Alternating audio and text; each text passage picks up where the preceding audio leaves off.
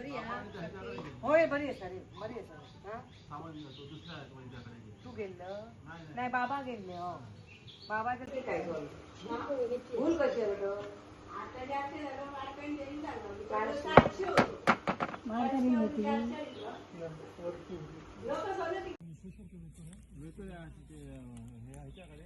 खडेसरवाडी म्हणतात तिकडे त्यांच्याकडे मुद्दाम येऊन घेतलास तरी खरोखर त्यांचे ह्याच होतं. आत्ता फोन झालं वरती डोंगर कसलं डोंगर असं तू हा पांढर बेकार गाव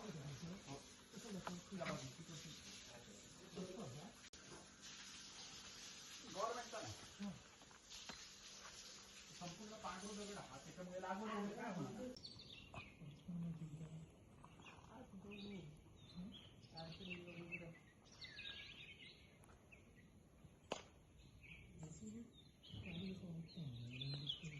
रतांब्याचा हंगाम जो होता तो शेतकऱ्याच्या दृष्टीने फायदेशीर नाही.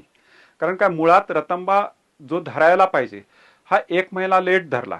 त्याच्यामुळे सर्वसाधारण अक्षतृतीयेच्या आधी रतांबा तयार व्हायला पाहिजे, तो तयार झाला नाही.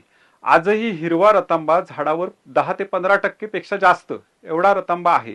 आणि मध्यंतरीचा जो पाऊस 2दा झाला, ह्या पावसामुळे पिकलेल्या रतांब्यावर प्रक्रिया करण्यायोग्य राहिलेला नाही. तो त्याच्यात कीड तयार झाली किंवा फळमाशीने त्याला डंक मारल्यामुळे प्रत फळाची जी होती ही खराब झाली.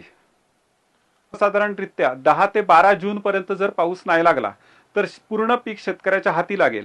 अन्यथा जर ह्या येत्या 2-4 दिवसात पाऊस जर झाला तर मुळात पीक 40% होतं आणि 15 ते 20% पीक हे फुकट जाण्याच्या मार्गावर आहे. त्यामुळे शेतकऱ्याला कोकम पिकाची या बदलत्या वातावरणामुळे आणि रतांबा खूप उशिरा धरल्यामुळे खूप नुकसानाला सामोरं जावं लागणार आहे. जो बाजारातला दर आहे हा पहिला जेव्हा स्टार्टिंग होती तेव्हा 500 रुपये दर होता. त्याच्यानंतर आता हळूहळू खाली येत तो 400 रुपयावर आला. आता 375 रुपयावर दर आलेला आहे. पण मुळात रतांब्याला जे काही कष्ट आहेत ह्या कष्टाच्या तुलनेत हा दर म्हणावा त्याचा समाधानकारक नाही.